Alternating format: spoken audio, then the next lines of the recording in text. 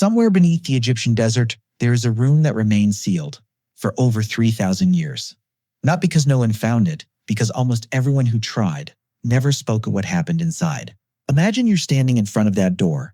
It begins to open, gold everywhere, jeweled statues, golden chariots, objects no human eye had seen in 3,000 years. Ask yourself one question. Would you take just one piece? Be honest.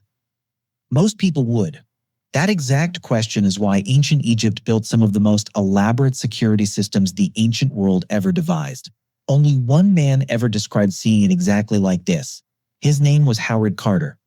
In 1922, he broke through the last sealed door of one of these rooms in the Valley of the Kings and became the first person in 3,000 years to stand where you're imagining right now. What he found became one of the most famous discoveries in human history.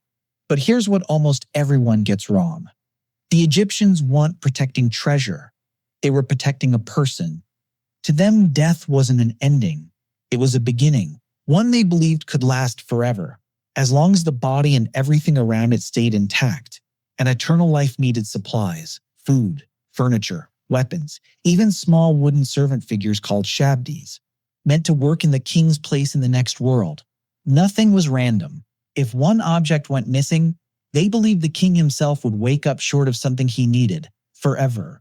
They weren't storing treasure, they were furnishing eternity. A door could always be broken, a wall could always be climbed, so they did something brilliant. They made sure there was no door to protect. Many royal tombs weren't built near the pyramids at all, but carved into a remote sun-scorched valley near Thebes, chosen because its narrow ravines made concealment easy.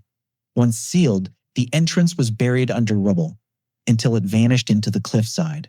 You could walk over the exact spot 100 times and never know a king was beneath you. That valley is now called the Valley of the Kings, and over 60 tombs have been found there. Finding the entrance was only step one.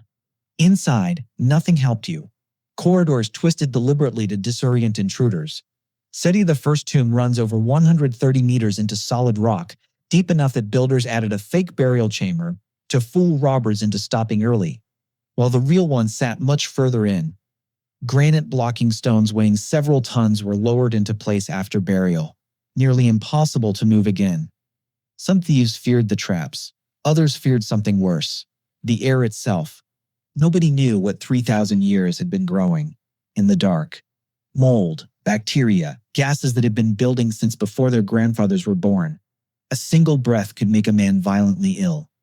And when Lord Carnarvon, who funded Carter's dig, died months later from an infected mosquito bite, newspapers instantly declared it the curse of the Pharaohs. Statistically, people connected to the excavation lived just as long as anyone else. The myth stuck anyway, for a century, which tells you how well ancient fear travels. None of it was really about the gold. It was about buying the king time, because his real journey hadn't started yet. The moment a pharaoh died, his body disappeared into a chamber only a handful of priests were allowed to enter. His entire future depended on the next 70 days, a number the Greek historian Herodotus recorded after speaking with Egyptian priests. If the body decayed, the journey ended before it began. And then, they did something. That sounds impossible today. They didn't start by wrapping the body. They started by taking it apart. Every organ likely to decay was removed and preserved separately, so time could no longer destroy them. One organ was never touched, the heart. Not because they couldn't remove it, because they refused to. To the Egyptians, the heart held your memory, your character, every choice you'd ever made. Long after the tomb was sealed, that heart would be called to testify, and it would tell the truth about who you really were, whether you wanted it to or not. The body was buried beneath natural salt for 40 days, until time itself could no longer destroy it. Once fully dried, it was cleaned, coated in oils, and wrapped in hundreds of meters of linen, with sacred amulets hidden between the layers. One to protect the heart, one to guide the soul. Every layer had exactly one purpose: get the king ready for a journey they were certain would last forever. That journey, they believed, began the moment the final stone sealed the entrance behind him. You open your eyes. The stone walls are gone. The gold is gone. Ahead stretches a hall larger than any palace you ruled while alive. 42 silent judges watch you walk in. At the far end sits Osiris, king of the dead. For the first time in your life, you are no one. No army protects you here. No gold buys you anything. Every human stands in this hall completely alone. Anubis steps forward, reaches into your chest, and lifts out your heart. Not a symbol, the actual heart.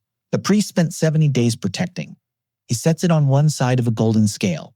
On the other, a single feather belonging to Maud, goddess of truth. If your heart is light, the gates open. If it's heavy with lies or cruelty, your journey ends right there. Not with fire, something the Egyptians feared far more. Beside the scale waits a creature called Ammit, part crocodile, part lion, part hippopotamus. She doesn't punish failed souls. She erases them. One bite and your heart is gone, your name is gone, your memory is gone, as if you never existed. To the Egyptians, that wasn't just death. It was the only true ending there was. If your heart passes, the gates open onto Egypt itself. The same Nile, the same green fields, the same sun rising every morning, except with no hunger, no sickness, no death. Life exactly as you knew it. Permanent. Suddenly, every object in that tomb makes sense. The food wasn't an offering. It was your next meal. They weren't burying a person's belongings. They were moving an entire household into eternity. But here's the irony. Even after all of this, the tombs were still robbed. So eventually, the priests themselves started stealing their own kings. Not to rob them, to save them. By around 1000 BC, tomb robbery had become such a constant threat that Egyptian priests secretly dug up several of Egypt's most famous pharaohs and hid them together in unmarked caches. One cache found at Deir el-Bahari in 1881 held over 50 royal mummies. Stacked together in a single hidden shaft, kings who were supposed to be resting in separate eternal palaces, quietly moved by the very people sworn to guard them, just to keep them from disappearing completely. The greatest mystery of ancient Egypt was never how they buried their kings. It was why they never believed they had buried them at all.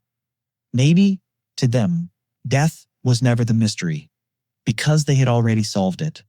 The real mystery was how to live forever.